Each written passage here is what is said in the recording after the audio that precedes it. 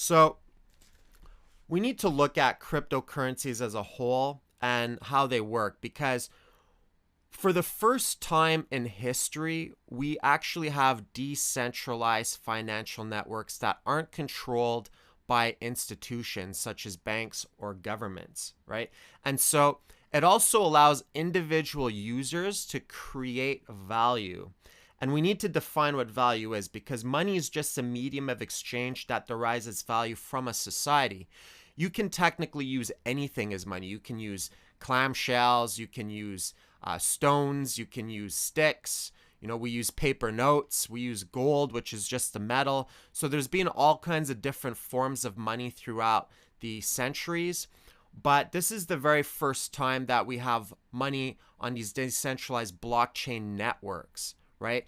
And so there's a huge difference between that and the money stored in, let's say, a bank account where it's controlled by centralized banks who control all the IOUs on their servers, right? So they basically have to honor those debts to you.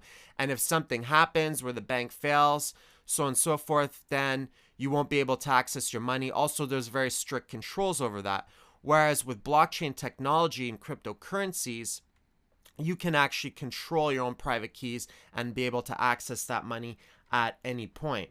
And so exchanges are generally what determine the value of crypto, right? So this is called price discovery, when buyers and sellers come together to make a market, right? And so you can offer whatever price you want for any particular coin, but you need to have a buyer who's willing to pay that. So the price obviously fluctuates. It's a tug of war between buyers and sellers. When buyers are in control, that's when we have a bull market. When sellers are in control, that's when we have a bear market.